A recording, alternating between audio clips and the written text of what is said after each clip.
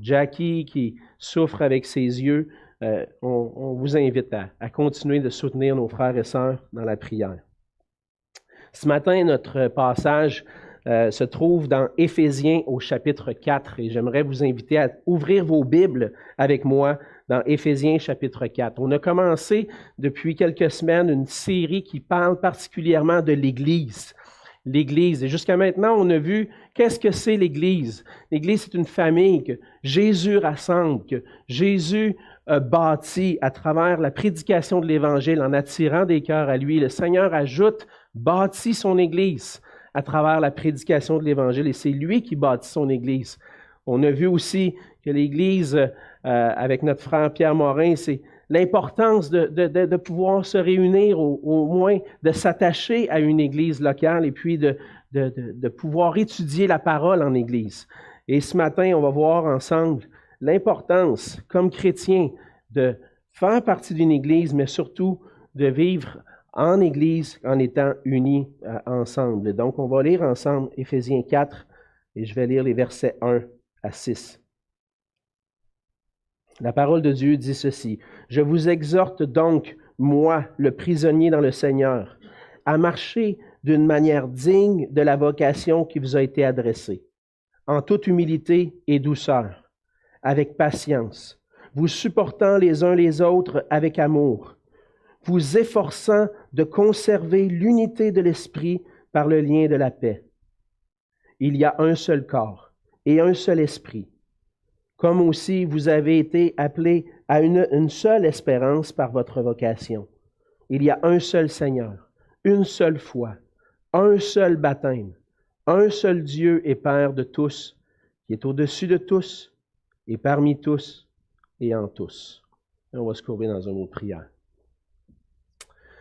Alors, Seigneur notre Dieu, on vient devant toi ce matin,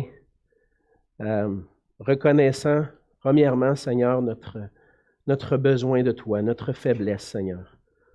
On réalise que dans ces temps difficiles, dans ces moments où plusieurs traversent la maladie, d'autres sont affectés, on est affecté de plusieurs façons, on traverse des épreuves, Seigneur, et plus que tout maintenant, on a besoin de toi.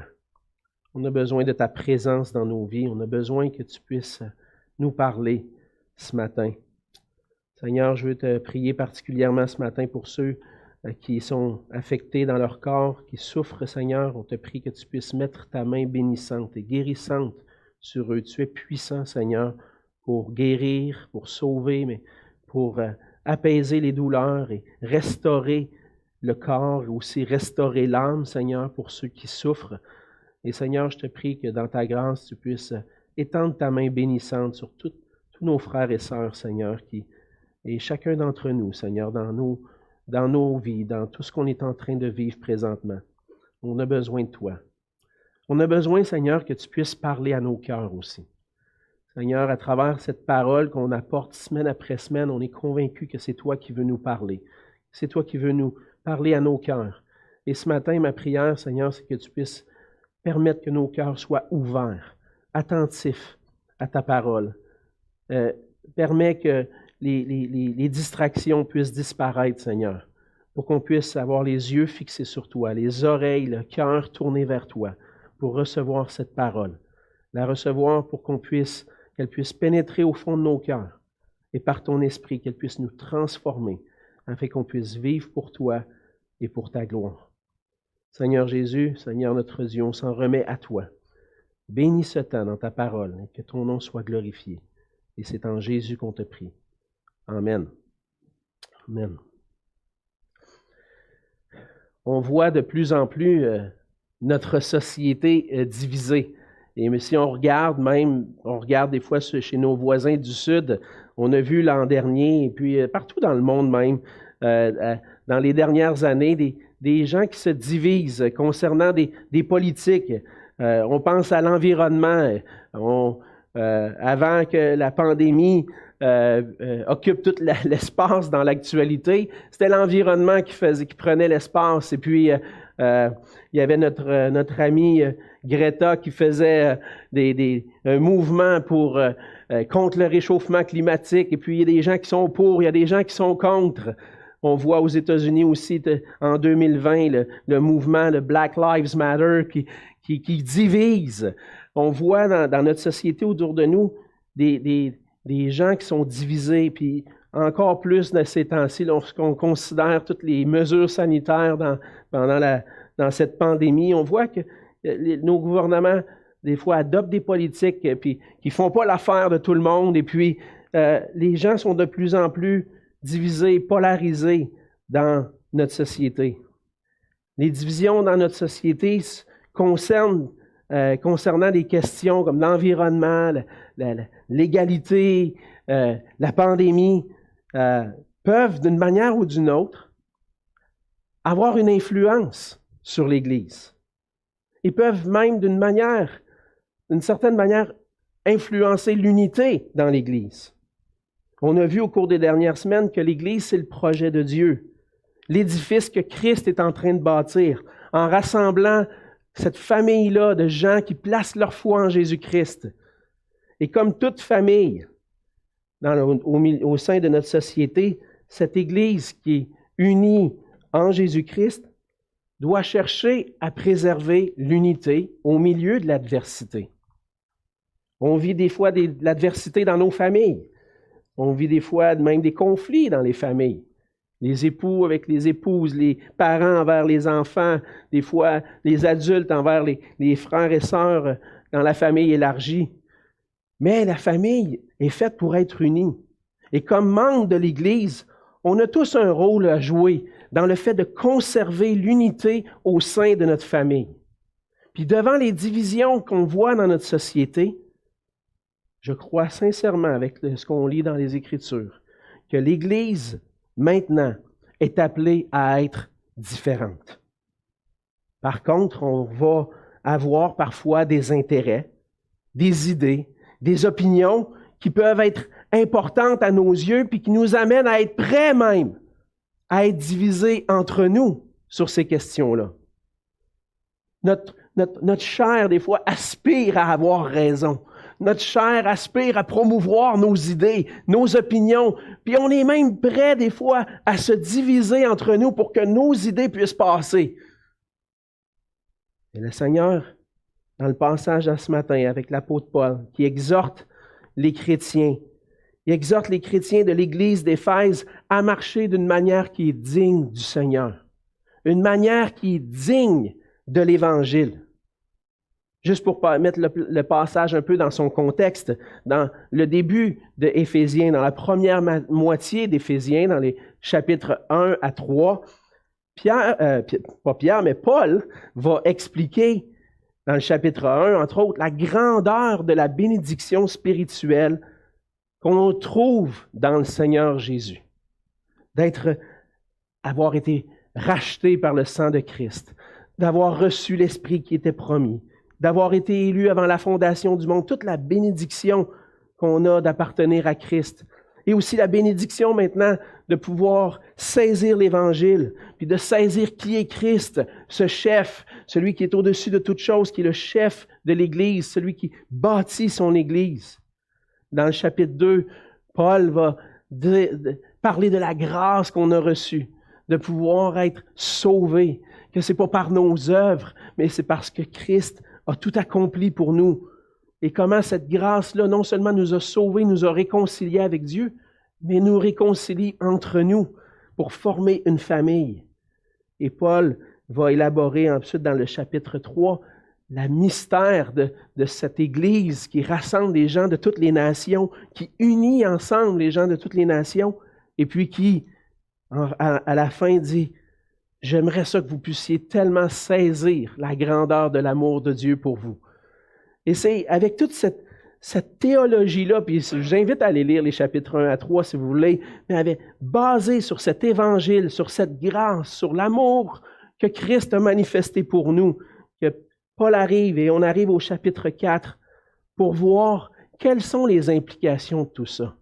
Qu'est-ce que ça veut dire d'avoir connu Christ, d'avoir goûté à l'amour de Christ?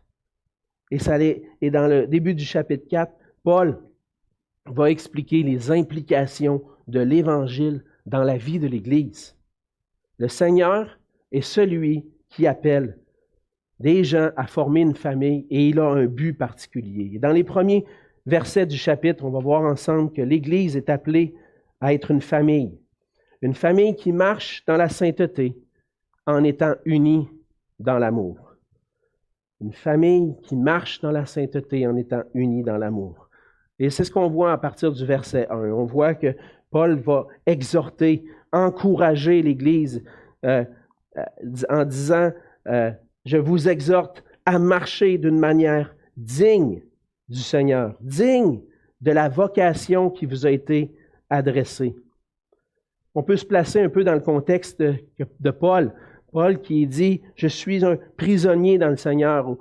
Paul, à ce moment-là, au moment où il écrit l'Épître, il est en prison à Rome. Et puis, il est dans son confinement. Il est confiné à cause de l'Évangile. Il ne peut pas aller voir les églises. Il ne peut pas aller voir les frères et sœurs qu'il a rencontrés pendant ses voyages missionnaires. Et c'est certainement, Paul avait travaillé fort à fonder l'église d'Éphèse, particulièrement lors de son 3e voyage. On voit ça dans Actes 19. Il y avait eu des tumultes à Éphèse, et puis ça avait été difficile pour Paul de prêcher l'Évangile là-bas, mais Paul avait réussi, par la grâce de Dieu, à prêcher l'Évangile, puis il y avait des frères qui s'étaient réunis à lui, des disciples qui avaient été formés, une église avait été établie. Et Paul partage un attachement profond, certainement, pour toutes les églises qu'il a fondées à travers la prédication de l'Évangile. Il a appris à connaître des frères et sœurs. Et imaginez-vous Paul dans sa prison à Rome, et puis il y a des choses qui se passent dans l'Église. Il aimerait tellement pouvoir faire quelque chose. La seule chose qu'il peut faire, c'est de leur partager son cœur. Leur partager qu'est-ce que le Seigneur met sur son cœur à travers cette lettre-là. Alors qu'il est emprisonné à Rome, Paul attend sa sentence. Ils ne peuvent rien faire d'autre que leur écrire, mais dans la lettre, on peut sentir le cœur d'un père qui désire que ses enfants grandissent en maturité et dans l'unité. On sent le cœur d'un pasteur qui veut que le troupeau, que l'Église fonctionne bien. Et je m'identifie un peu à ça. Je lisais Paul cette semaine, je disais, oui, c'est ça. C'est ça que je veux encourager l'Église. Puis c'est ça que le Seigneur veut qu'on fasse ensemble, qu'on puisse marcher d'une manière digne du Seigneur. Et en leur exposant l'Évangile, Paul veut aussi leur enseigner les implications de l'Évangile. Et du milieu de son confinement, Paul désire que les chrétiens saisissent la grandeur de l'amour de Christ pour qu'ils puissent marcher d'une manière digne de la vocation qui leur a été adressée. Mais c'est quoi cette vocation-là? Il dit, je suis prisonnier dans le Seigneur, je vous encourage à marcher d'une manière digne de la vocation. La vocation, c'est un appel. C'est quoi cet appel-là? À quoi le Seigneur nous a appelés? On voit dans le verset 2 que le Seigneur nous a appelés à la sainteté pour sa gloire. On va voir comment on peut vivre la sainteté. C'est ce qu'on voit, en fait, Paul désire voir l'impact de l'Évangile dans la manière d'agir des Éphésiens. Le Seigneur nous a appelés à quelque chose de particulier. Le Seigneur nous a appelés à être différents du monde. La vocation du Seigneur, c'est d'être son disciple, de suivre Jésus. Et suivre Jésus, c'est un appel à marcher dans la sainteté. Mais qu'est-ce que ça veut dire? Ça veut dire à marcher comme Jésus lui-même a marché. Oh là, ça fait tout un changement, ça, dans une vie. Avant, moi, Jésus ne m'intéressait pas trop. À un certain moment donné, j'ai entendu parler de la grâce, j'ai entendu parler de Jésus qui était mort à la croix pour mes péchés, puis j'ai dit, waouh, ça c'est un sauveur, un Seigneur merveilleux, je veux lui donner ma vie. Mais quand tu donnes ta vie à Jésus, il y a quelque chose qui change. Tu ne vis plus comme avant, il y a une repentance. Et cette vocation-là, l'appel à lequel le Seigneur nous a adressés, c'est de marcher dans la sainteté comme lui a marché. Marcher dans la sainteté, c'est abandonner notre ancienne manière de vivre à la manière du monde, puis revêtir l'homme nouveau, marcher à la manière de Christ. Et c'est ce qu'on voit un peu plus loin dans le chapitre 4, les versets 17 à 24, quand Paul dit « Voici, donc, ce que je dis et ce que je déclare dans le Seigneur. Vous avez un appel, voici votre appel. Vous ne devez plus marcher comme les païens, qui marchent selon la vanité de leurs pensées. Ils ont l'intelligence obscurcie, ils sont étrangers à la vie de Dieu à cause de l'ignorance qui est en eux, à cause de l'endurcissement de leur cœur. Ayant perdu tout sentiment, ils se sont livrés au dérèglement pour commettre toute espèce d'impureté jointe à la cupidité. Mais vous, ce n'est pas ainsi que vous avez appris Christ. C'est différent.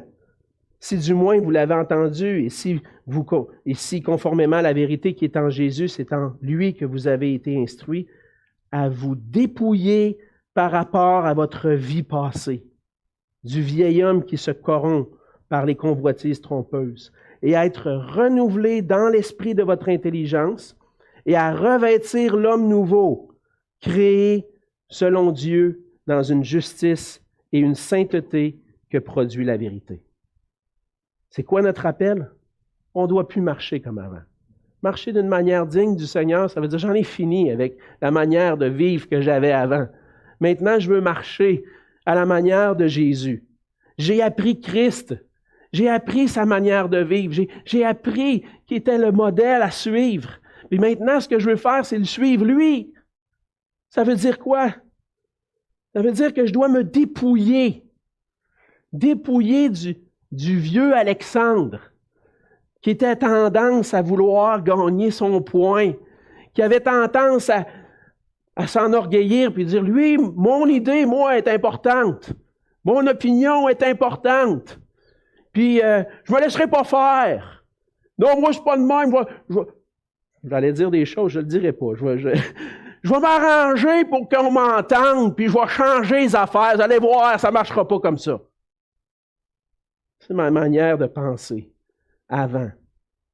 Mais lorsqu'on regarde à Christ, on regarde à la vie qu'il a vécue, en étant rejeté par les hommes, rejeté par les gens de sa nation, comment Jésus a vécu dans l'ombre. Il se présentait, il prêchait l'Évangile. Mais est-ce qu'il a revendiqué son idée, son opinion? Quand il était jusqu'à être livré jusqu'à la croix, qu'est-ce qu'il a fait? Silencieux. Comme un agneau qu'on mène à la boucherie. Et là, dévêtir du vieil homme. Revêtir l'homme nouveau, ça veut dire revêtir Christ. Revêtir comment Christ a vécu. Et le Seigneur nous appelle à la sainteté, qui consiste à revenir à ce que Christ, comment Christ est, puis à le revêtir, à vivre à la manière de Jésus. Et l'Église est appelée à vivre dans le monde, mais d'une manière différente du monde.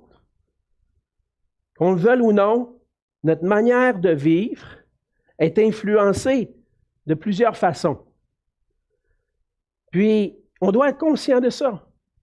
Ma manière de vivre à tous les jours est influencée. Et qu'est-ce qui va m'influencer? Si je veux être différent du monde, est-ce que je vais me laisser influencer par comment le monde agit, ou est-ce que je veux me laisser influencer parce que Jésus m'enseigne comment je dois agir? Et je dois me poser la question, qu'est-ce qui m'influence dans ma façon d'agir? De quoi est-ce que je me nourris? C'est sûr que si je me nourris des nouvelles, la façon de faire du monde pour exprimer leurs désirs, faire valoir leurs droits, puis que je n'ai pas de discernement dans tout ça, je risque de ressembler à ce que je vois à la télévision puis sur le web. Mais si je me nourris des paroles de Christ, je vais travailler à ressembler davantage à Jésus-Christ. J'ai besoin de me nourrir de sa parole. J'ai besoin de faire silence, fermer la télévision, fermer l'Internet, puis ouvrir la parole de Dieu, puis dire, Seigneur, qu'est-ce que tu attends de moi au milieu de ce monde qui est tout chamboulé? Comment est-ce que Christ a manifesté la sainteté? En d'autres mots, comment il a manifesté qu'il était consacré à servir son Père? Parce que la sainteté, c'est ça, c'est d'être consacré à Dieu, mis à part pour vivre pour la gloire de Dieu. Comment est-ce que Jésus a montré qu'il était consacré à son Père, puis qu'il est un modèle pour nous? Parce que tout ce qu'on voit dans la parole, dans les évangiles, c'est que Jésus était engagé à faire la volonté de son Père. Il a renoncé à ses droits. Il a renoncé à la gloire qu'il avait au ciel. Parce qu'il avait droit à tout ça. Puis s'il y avait quelqu'un qui avait droit à ça, c'est lui. Puis qu'est-ce qu'il a fait? Il a dit, je vais le renoncer parce que je veux obéir à mon Père. Je vais vivre pour la gloire de mon Père, puis je suis prêt à abandonner tous mes droits. Je suis prêt à abandonner ma gloire, puis à m'humilier, puis à devenir obéissant comme un homme. Hey, le Dieu de l'univers qui se fait un homme comme ça, qui renonce à tout, puis qui vient prendre notre place pour vivre une vie parfaite, une vie d'obéissance. Et par son renoncement à ses droits, son humilité, vient accomplir notre salut en étant obéissant jusqu'à la croix. Ça, c'est le modèle. Lui qui prend la place des injustes, puis qui était juste, il avait pas raison d'être condamné. Puis il a tout laissé, il a tout abandonné pour dire, je vais mourir pour eux. Je vais être obéissant à mon Père jusqu'au bout. Ça, c'est l'exemple de Christ, frères et sœurs. Ça, c'est l'exemple que Christ nous donne. D'abandonner tout pour s'assurer qu'on est en train d'obéir à Dieu et de glorifier Dieu. Et le Seigneur appelle son Église à vivre selon notre appel à être comme Jésus-Christ. Il faut renoncer à vivre selon la manière du monde. Il faut même être prêt des fois à renoncer à nos droits. Il faut voir la gloire de Christ comme la seule cause qui vaut la peine de se battre. La gloire de Christ dans ma vie. Mais ça veut peut-être dire que je veux renoncer à des droits, à des libertés. Parce que ce que je veux que les gens voient en moi, c'est pas Alexandre Marquis qui revendique. Je veux que les gens voient la gloire de Christ et cette gloire-là est dans l'humilité. Paul désire le mieux pour l'Église. Il désire l'unité. Et c'est pour ça qu'il les invite à vivre dans la sainteté à l'image de Christ. C'est ce qu'on voit dans les versets 2 et 3 en particulier. Qu'est-ce que ça veut dire de vivre dans la sainteté concrètement? Et je veux vous dire que lorsqu'on regarde le passage, marcher dans la sainteté, ça demande des efforts. Puis même Paul va le dire. Vous avez besoin de vous efforcer. Ça demande des efforts. Parce que la sainteté, ça exige tout ce qui est contraire à moi naturellement. Ça exige l'humilité, la douceur, la patience. La sainteté exige d'avoir les mêmes sentiments qui étaient en Jésus-Christ. Et c'est ce qu'on voit au verset 2. Paul dit, « Marchez d'une manière digne de la vocation qui vous a été adressée en toute humilité et douceur. » Et marcher dans la sainteté à l'exemple de Christ, ça demande l'humilité. Qu'est-ce que c'est l'humilité? On marche dans l'humilité quand on reconnaît que le plus important, ce n'est pas la gloire du « je ». Lorsque je cherche d'abord et avant tout la gloire de Christ. On l'a dit, je renonce à moi-même pour trouver la gloire de Christ. Alors, ce qui est le plus important lorsque je veux vivre l'humilité, ce n'est pas ce que moi je pense, mais c'est ce que le Seigneur Jésus pense. Comment, selon sa parole, Christ va être glorifié. Et Christ est glorifié quand je cherche sa gloire en cherchant les intérêts des autres autour de moi. C'est ce que Paul va dire dans Philippiens 2, les versets 3 et 4. Il dit, « Ne faites rien par esprit de parti ou par vaine gloire, mais que l'humilité vous fasse regarder les autres comme étant au-dessus de vous-même. Que chacun de vous, au lieu de considérer ses propres intérêts, considère aussi ceux des autres. » L'humilité, ce n'est pas le « je » qui est en premier. C'est Christ qui est en premier. Et qu'est-ce que Christ me demande? Cherche l'intérêt des autres. Tu te lèves le matin, puis ce n'est pas ton intérêt qui compte. C'est l'intérêt de ton épouse, tes enfants, les frères et sœurs dans l'Église. C'est ça c'est ça. Moi, ce que je pense, mon idée, mon opinion, c'est pas important. Ce qui est important, c'est les gens autour de moi. Et Paul va dire que l'humilité va se manifester aussi avec la douceur. L'humilité, ça se manifeste avec de la douceur. La douceur, aller chercher des petites définitions ici et là pour nous aider à voir, à saisir qu'est-ce que Paul veut exprimer. La douceur, c'est le comportement attentif, patient et affectueux d'une personne. Hey, écoutez ça. Un comportement attentif, patient, affectueux. La question qui me venait, c'est est-ce que les gens me perçoivent comme ça? Est-ce que les gens me perçoivent comme quelqu'un qui est attentif, patient, affectueux? Une personne accueillante, qui est accessible. Qu'importe ce que tu vas lui dire, il va continuer de t'aimer. Il ne va pas se sentir offensé. Il va t'écouter, puis il va travailler à ce que la relation aille bien. C'est ça, une personne douce. Un bon test, ce serait de demander à ton épouse et tes enfants, est-ce que vous voyez en moi une personne humble, empreinte de douceur? Je n'ai pas posé la question à ma femme cette semaine. Je n'avais pas besoin. Je savais qu'elle allait me dire. Je savais ce qu'elle allait me dire. J'y aurais posé, je savais ce qu'elle m'aurait répondu. Alexandre, tu n'es pas toujours humble. Tu n'es pas toujours doux. Ce n'est pas l'esprit que je trouve en toi, régulièrement même peut-être. Ah, ça paraît bien peut-être à l'église, mais à la maison. Hein? Quand les enfants ne fonctionnent pas comme moi je veux que ça fonctionne, hein? Ce n'est pas l'esprit de douceur qui sort. C'est une bonne question. Hein? Si tu penses que tu es humble, si tu penses que tu es doux, pose la question. Peut-être que c'est une bonne façon d'évaluer. Peut-être que tu peux te demander à tes frères et sœurs dans l'Église, comment tu me trouves? Est-ce que tu trouves que j'ai un comportement humble? Est-ce que tu sens la douceur de ma part? On a besoin de travailler sur ces choses-là pour être comme Christ. Avoir l'humilité de poser la question, et après ça, travailler sur notre douceur. Qu'on puisse être perçu avec des cœurs attentifs, patients, affectueux. Et Paul va dire en plus de ça, que l'humilité va se manifester. La sainteté se manifeste aussi avec la patience. La patience, c'est la qualité de quelqu'un qui supporte avec constance et résignation le désagrément, le malheur. Tu veux savoir quelqu'un qui est patient? Tu veux voir? Regarde quelqu'un qui est dans une épreuve. Regarde-le dans la souffrance. Quand il y a la pression autour de lui, quand tout va mal. Qu'est-ce qu'il fait? Il supporte. Il continue. Résignation. Il ne cherche pas son intérêt. Il supporte. Avec patience. Avec humilité, douceur et patience. C'est quelqu'un qui fait preuve de bienveillance, d'ouverture.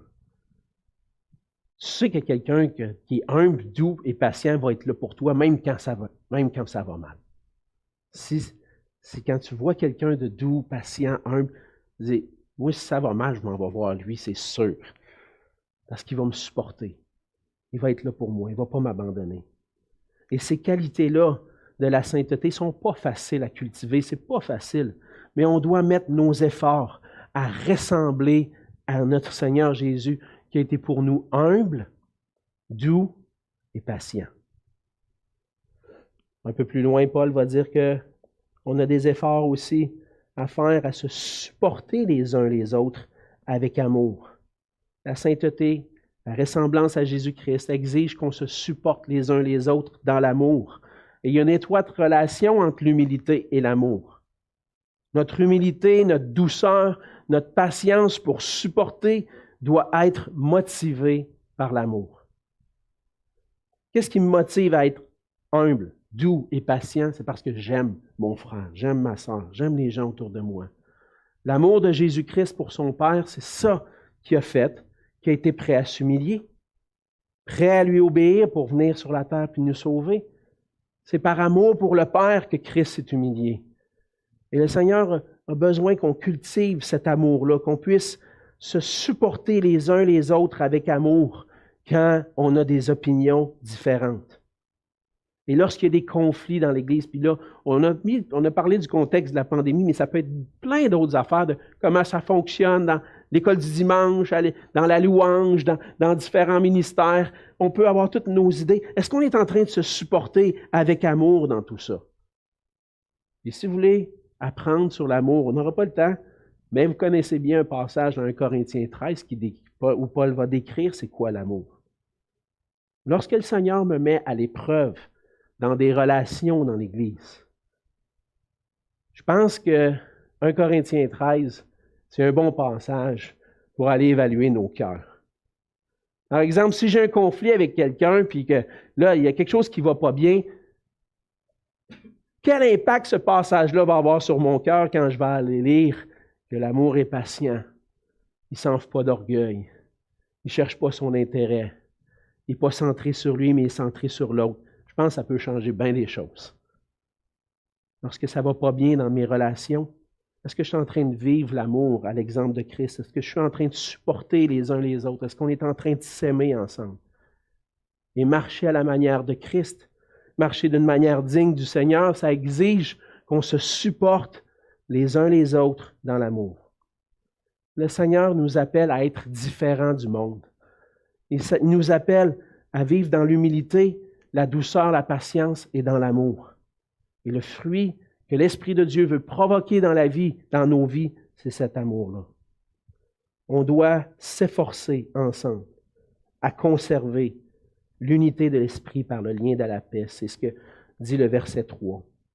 Alors, l'humilité, la douceur, la patience, l'amour les uns envers les autres va contribuer à notre unité. Les qualités qu'on vient de mentionner sont essentielles à l'unité dans l'Église. Et c'est pour ça que Paul va exhorter les chrétiens à l'unité de l'Esprit.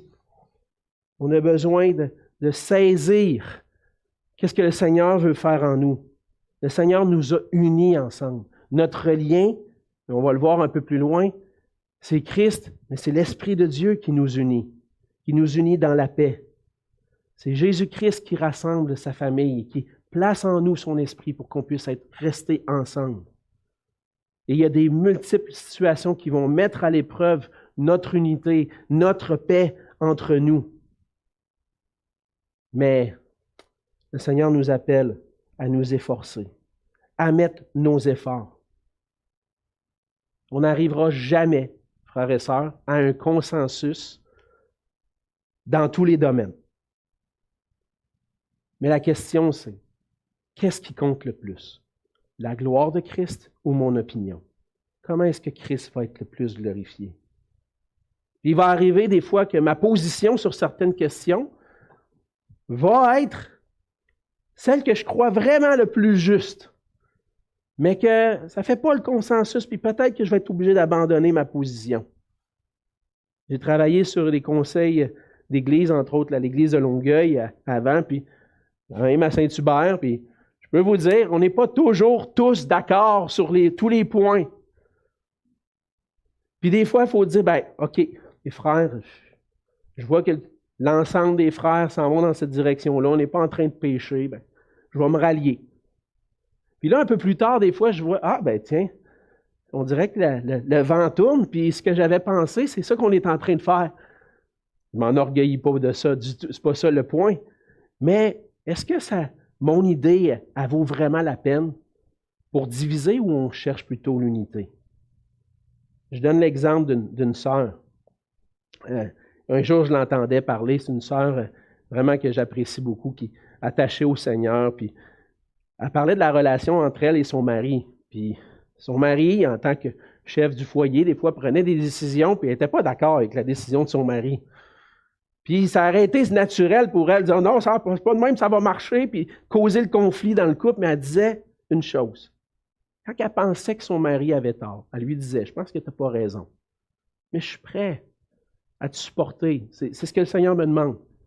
Elle dit, j'allais prier pour que le Seigneur le fasse changer d'idée. Puis des fois, c'est peut-être ça que j'ai besoin. Pour garder l'unité, peut-être que mon idée est bonne, mais j'ai peut-être besoin de me soumettre, puis dire, je vais me soumettre. Puis si je pense que les anciens, ou si je pense que telle autre personne dans l'Église ont pas raison, je vais prier pour eux. Je vais prier que le Seigneur arrange les choses. Puis le Seigneur est au contrôle. Mais on doit accepter que ce qui compte le plus, ce à quoi on doit s'efforcer, c'est de conserver l'unité de l'Esprit par le lien de la paix. Et ça nous amène au verset 4 à 6. Il nous amène à considérer qu'est-ce qui nous unit réellement. Et Paul va mentionner 7 éléments. Et au début, je pensais prêcher jusqu'au verset 16, imaginez-vous. Là, je ne suis même pas rendu au verset 4 encore.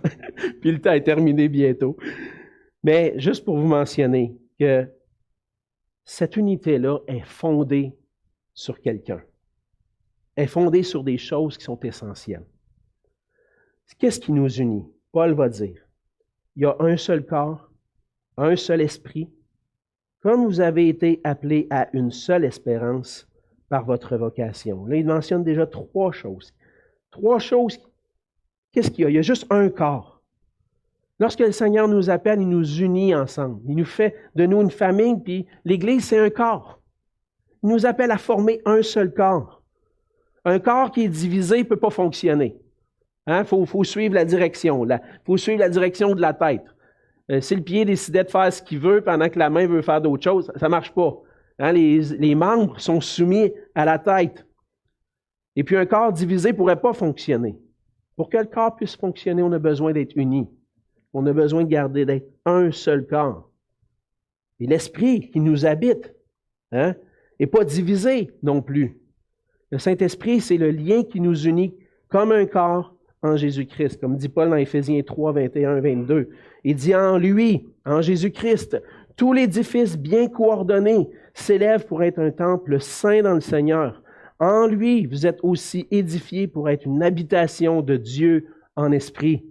L'Esprit de Dieu habite au milieu de nous et c'est lui qui nous unit. Il y a un seul corps, un seul esprit et aussi une seule espérance.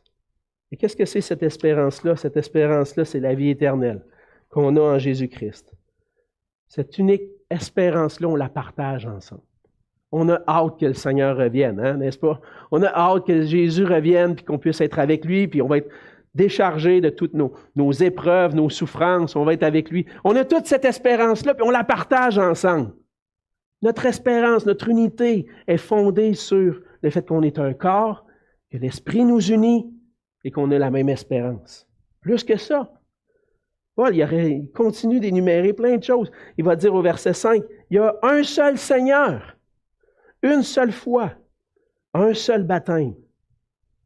Et lorsqu'on regarde ce verset-là, on voit que comme il y a un seul esprit, il y a aussi un seul Seigneur. Et notre foi est dans ce Seigneur-là. Notre foi est dans le Seigneur Jésus-Christ. Il n'y a pas plusieurs Seigneurs. On n'est pas en train de suivre plusieurs personnes. Non, on est unis ensemble à suivre Christ. Et notre foi en Jésus-Christ, notre foi est unique aussi.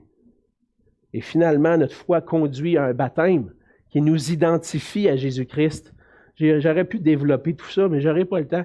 Mais on est unis ensemble par le baptême, étant unis ensemble en Jésus-Christ. Et finalement, notre foi est unie dans ce Seigneur-là, puis en un seul Dieu et Père de tous, qui est au-dessus de tous, parmi tous et en tous.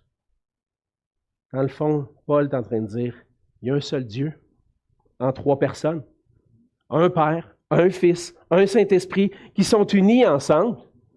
Puis vous avez placé votre foi dans ce Dieu-là, votre foi en Jésus-Christ. Vous êtes unis, il vous a donné le Saint-Esprit, il vous a donné une espérance, il vous êtes identifiés à lui. Restez unis, restez ensemble. Parce que comme il n'y a pas de division en Dieu, vous êtes appelés à glorifier Dieu en étant unis entre vous. N'oubliez pas à qui vous appartenez. N'oubliez pas que vous êtes là non pour votre gloire à vous, mais pour la gloire de Dieu. Et cette gloire-là va être manifestée comment? Par une unité dans la foi en Jésus-Christ, par le Saint-Esprit, pour la gloire de Dieu. Écoutez, frères et sœurs, en lisant Éphésiens 4, là, ce que je pense de la pandémie puis des mesures sanitaires, on s'en fout, OK? On s'en fout complètement. Parce que ce qui compte le plus, c'est ma foi en Jésus-Christ. Ce qui compte le plus, c'est qu'on soit unis ensemble. puis qu'on soit un témoignage au milieu d'une société divisée, de voir un groupe de chrétiens ensemble, puis de dire comment eux autres sont unis ensemble, même s'il y a des divergences d'opinion au milieu d'eux. Pourquoi? Parce qu'on est en train de servir le seul vrai Dieu et de servir le seul Seigneur. Alors le fondement de notre unité, c'est Dieu lui-même. Et le Seigneur lui-même nous a appelés comme Église à être une famille qui marche dans la sainteté en étant unie dans l'amour. C'est marcher d'une manière digne, Seigneur, comme Jésus. Marcher dans l'unité, dans l'humilité, la douceur, la patience, dans l'amour. Et cette unité-là se trouve dans la foi en Jésus-Christ. Alors ma question, c'est, si tu as placé ta foi en Jésus-Christ, es-tu attaché à son Église? Es-tu attaché, uni à Christ, attaché à son Église, puis prêt à mettre tous tes efforts pour préserver l'unité dans l'unité et l'amour? Frères et sœurs, le Seigneur nous appelle à être un phare qui brille pour la gloire de Dieu et pour la gloire de Christ en étant une famille unie dans l'amour. Prions ensemble. Oui, Seigneur notre Dieu, on voit dans cette parole que, Seigneur, peu importe ce qui peut se passer autour de nous, les circonstances, Seigneur, toi, tu nous appelles à être unis. Tu nous appelles à l'humilité. Tu nous appelles à te ressembler, à se supporter dans l'amour, à conserver l'unité de l'esprit. Et Seigneur, alors que je partage ça, je suis conscient que des fois, les décisions qu'on peut prendre peuvent sembler diviser.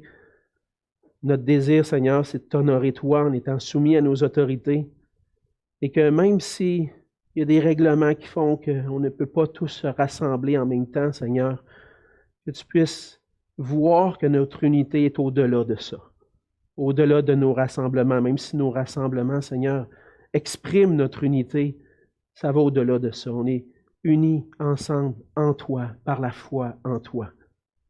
Garde-nous unis, Seigneur, dans ces temps difficiles. Fais qu'on puisse t'honorer, te glorifier, marcher dans la sainteté, marcher comme toi tu as marché, Seigneur Jésus, et qu'on puisse